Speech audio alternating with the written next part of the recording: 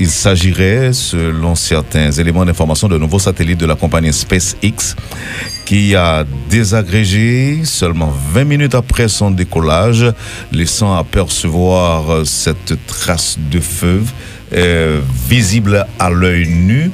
Et vraiment, des gens pensent au miracle. Ou encore toutes sortes de conjections, toutes sortes de spéculations. Oui, on a entendu. Alors pour en finir avec les conjectures, on fait appel à Alex Van Ligno qui peut nous aider à comprendre qu'est-ce que ça représente. S'agit-il d'un simple fait anodin? Alex Van Ligno, bonjour, bienvenue sur Métropole. Bonjour Wendell, bonjour Métropole, bonjour Haïti. Et nous parlons du dernier lancement de SpaceX, de Starship, qui est parti de Boca Chica au Texas et qui avec succès a pris de l'altitude, etc., jusqu'au retour du Super Heavy Booster qui est retourné à sa tour de lancement et a été attrapé comme c'est la deuxième fois que ça se passe, sans problème. Alors qu'à l'intérieur du Starship, de la partie qui continue à partir, on a rapporté une fuite d'oxygène liquide à bord qui aurait à ce moment causé une explosion du Starship. Et vu la vitesse à laquelle le Starship se trouvait et qui allait passer au-dessus de notre zone, c'est-à-dire quelque part entre Haïti et Turks and Caicos, plus ou moins,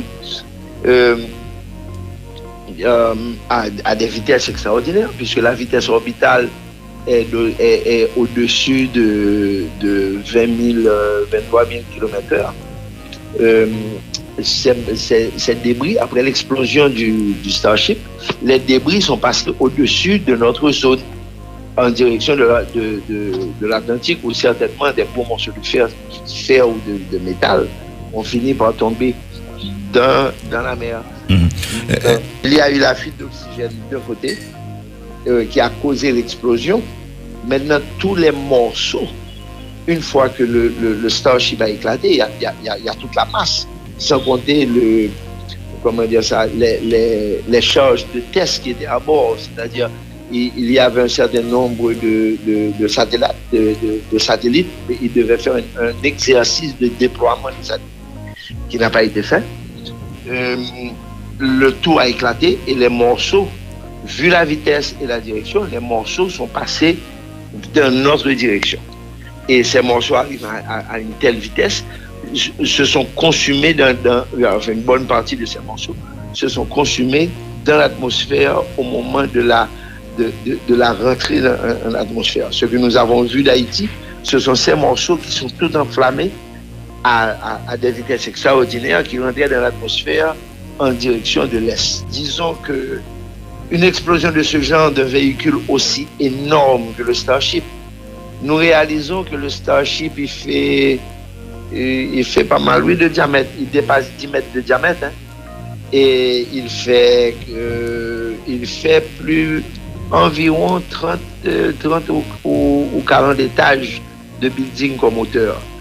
Donc ça fait un énorme morceau. C'est un énorme appareil.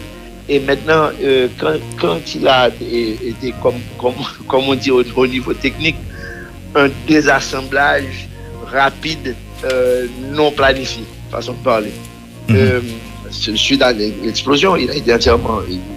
Par contre, il y a aussi à bord des morceaux métalliques, des morceaux de métaux tels que du stainless steel, du titane, etc., qui eux-mêmes, dépendant de leur masse, peuvent arriver jusqu'au sol, malgré qu'ils arrivent tout chauds et qu'ils ont brûlé en haute altitude, mais la friction avec l'air va les ralentir assez pour qu'ils tombent éventuellement.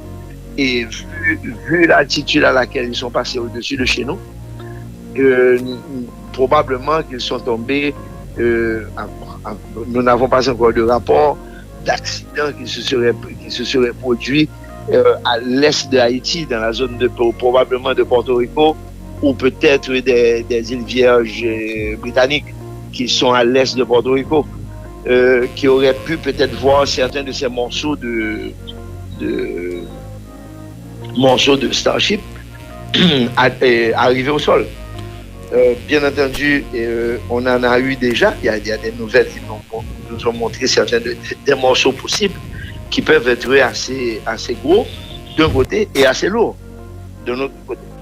Je pense que le programme d'Elon Musk, comme nous avons pu voir dans les premiers Starship, il y en a au moins eu 10 qui ont éclaté dans les premiers tests avant même de pouvoir être bien lancés. Ça, c'était dans les tout débuts, parce en suivant toute la saga depuis la création de Starship et puis le nombre de tests qui a été fait, le test d'aujourd'hui devait mettre le Starship à l'extérieur, faire un lancement de petits satellites secondaires et ensuite retourner avec le Starship, en principe, près de l'Inde, comme ça a été fait au dernier launch, au test numéro 6 qui a été fait dernièrement.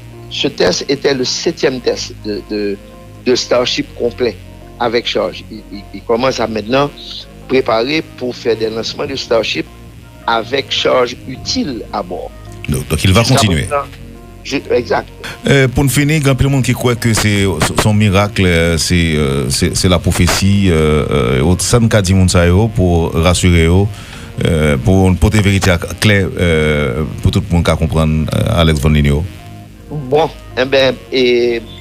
prophétie, il y a peut-être des prophéties, etc., dans notre vernaculaire local. Mm-hmm. Mais de toute façon, bout de fer qui sortit de l'espace commandé à toute vitesse, c'est exactement ça nous est. Et de toute façon, Starship la launch directement, c'est quelques secondes après quelques minutes après le lancement. Le lancement, une vingtaine, on a dit. Oui, une vingtaine de minutes. C'est-à-dire, c'est pendant l'accélération vers l'extérieur de l'atmosphère. Une fois qu'ils sont sortis, le booster MICO, le point du main engine cutoff, qui est l'endroit où le booster se sépare de Starship, laissant maintenant le véhicule Starship sur sa puissance interne à continuer l'accélération. Et c'est à ce moment tout de suite après, que l'explosion a eu lieu.